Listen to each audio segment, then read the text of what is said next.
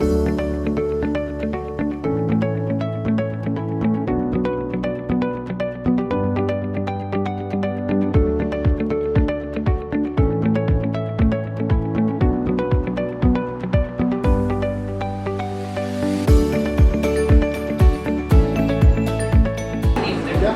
Shivangi Srivastava, clinical psychologist, the health city hospital एवं the new city hospital. इस सभागार में उपस्थित आप सभी अतिथि चिकित्सक गणों का आज के चिकित्सा संगोष्ठी में मैं हार्दिक स्वागत एवं अभिनंदन करती हूँ। इसी के साथ मैं डॉक्टर्स वेलफेयर सोसाइटी को भी हृदय से आभार देती हूँ कि आपके सहयोग से ही आज का कार्यक्रम हम सफल बना रहे हैं।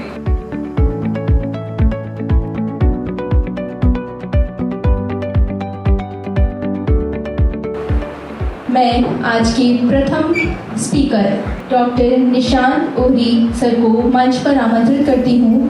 तो चलिए आज शुरू करते हैं। एक बार फिर से धन्यवाद सभी लोग जो इसमें इन्वॉल्व हैं।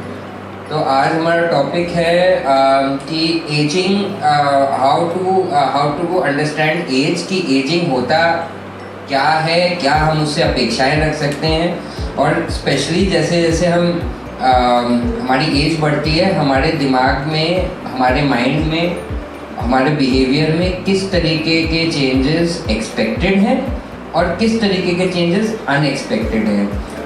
क्योंकि चेंजेस तो होंगे, हम हमेशा फॉरएवर 21 नहीं रह सकते हैं। हम चाहे ना चाहें उम्र बढ़ेगी। कई बार लोग काफ़ी परेशान रहते हैं अपनी उम्र को नियंत्रित करने के लिए। जो एजिंग का, जो एज के बढ़ने का जो आइडिया है, वो हम लोग बायोलॉजिकल नज़रों से देख सकते हैं, जेनेटिक नज़रों से देख सकते हैं। सारे नज़रिए अल्टीमेटली मिलते हैं और अल्टीमेटली बात आती है प्रैक्टिकल लाइफ की। तो प्रैक्टिकल लाइफ में जो आइडिया ऑफ एजिंग है, वो फंक्शनल आइडिया है कि जैसे जैसे हम बढ़ते जाते हैं हमारे शारीरिक फंक्शन बदलते हैं, कम होते हैं, कुछ बढ़ते हैं। लेकिन ज़्यादातर हम लोग की ये आइडिया है कि शारीरिक फंक्शन कम होते हैं, लेकिन ये ज़रूरी नहीं है।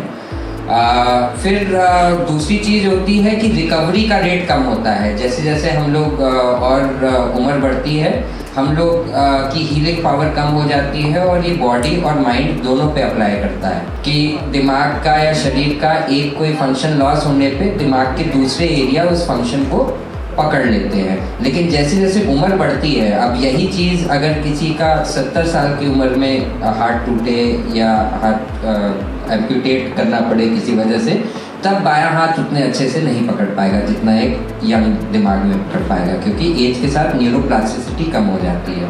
डॉक्टर निशांत ओरी वाराणसी शहर के लीडिंग साइकेट्रिस्ट हैं, और मैं खुद न्यूरो सर्जन होते हुए मेरा अपना ऐसा मानना है कि साइकेट्री एक क्लिनिकल साइंस से ज़्यादा के लगभग जितनी है उतनी ही लगभग एक आर्ट भी है।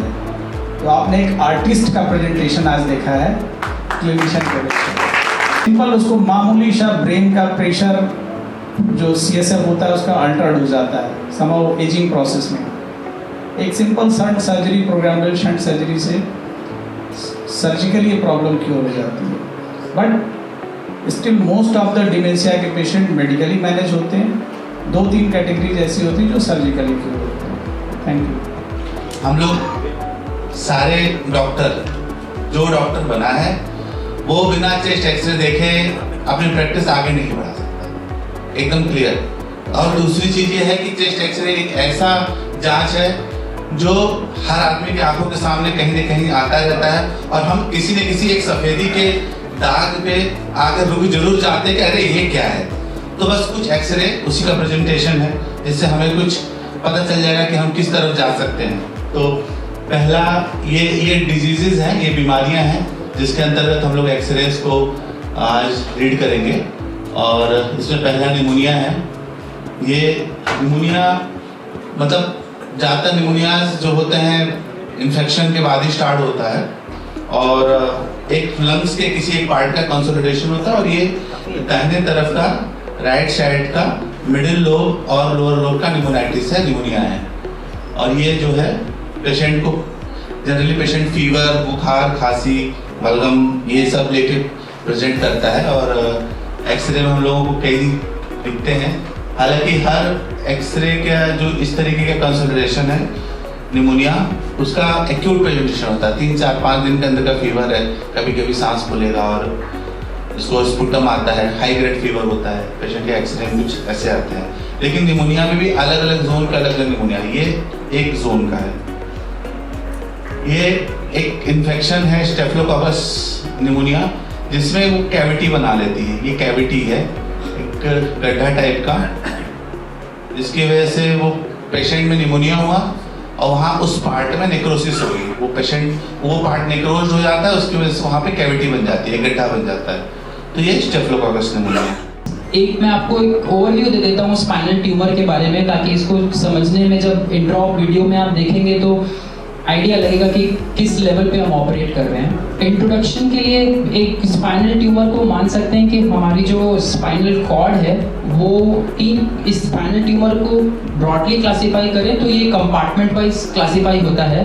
अगर हम स्पाइनल ट्यूमर की बात करें तो हम कंपार्टमेंट में डिवाइड करेंगे इसको। कंपार्टमेंट मतलब एक कंपार्टमेंट होगा ड्यूरा के बाहर और हड्डियों के बीच में।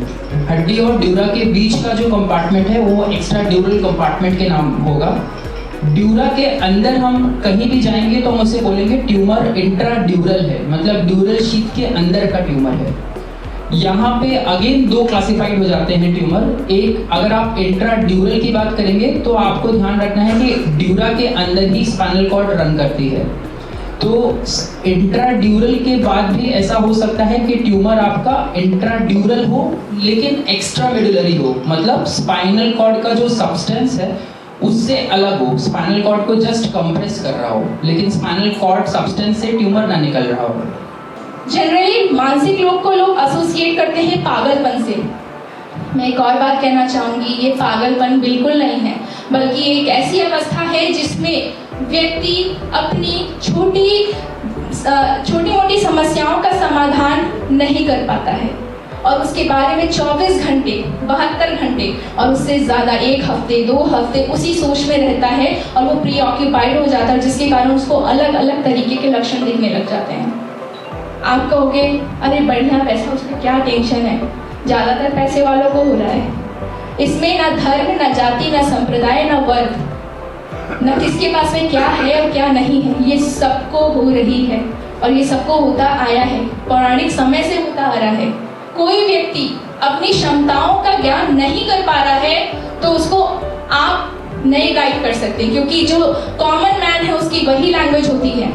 अरे ठीक है, जाओ घूमो फिरो ठीक हो जाओगे, पर क्या आप जानते हैं कि मानसिक रोगी इस बात को सुनना पसंद नहीं करते हैं और अगर परिवार वाले यही कुछ चंद लैंग्वेज उनको बोलते हैं तो वो सुसाइड तक कमिट कर सकते हैं। ये है इसकी गंभीरता। अगर आप मानसिक रोग की गंभीरता को समझ जाएंगे तो शायद आप अपने आसपास एक व्यक्ति की जान बचा सकते हैं। मिस्टर अमिताभ बच्चन, शाहरुख खान, दीपिका पादुकोण, ये सभी मानसिक रोग से ग्रसित हैं और इन्होंने इसका सही इलाज लेकर के आज इंडस्ट्री में अपना नाम बना रहे हैं। अवेक ब्रेन सर्जरी, अवेक की मीनिंग सभी को पता है। ब्रेन सर्जरी के समय अगर पेशेंट को अवेक रखा जाए तो उसे अवेक ब्रेन सर्जरी कहते हैं। अवेक क्यों रखा जाए, सवाल यह है। ब्रेन सर्जरी हमेशा जनरल एनेस्थीसिया में रूटीनली होती है, पेशेंट पूरी तरह से अनकॉन्शियस होता है। ब्रेन को या पेशेंट को अवेक रखना सर्जरी के समय कुछ विशेष कंडीशंस में, कुछ टारगेट के तहत, कुछ सेलेक्टेड केसेस में किया जाता है। अगर कोई पेशेंट ब्रेन सर्जरी कराता है, पेशेंट का, उसके परिवार के सदस्यों का, ऑपरेटिंग सर्जन का, रेफरल डॉक्टर्स का, सभी को एक ही फियर होता है कि क्या पेशेंट को कोई नई प्रॉब्लम तो नहीं आ जाएगी।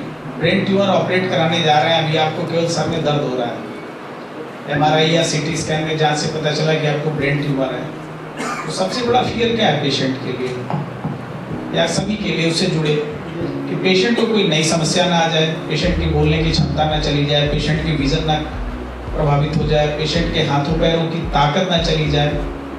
तो पेशेंट को कोई नई प्रॉब्लम ना हो, इसको बचाने के प्रयास में इस टेक्निक का विकास हुआ।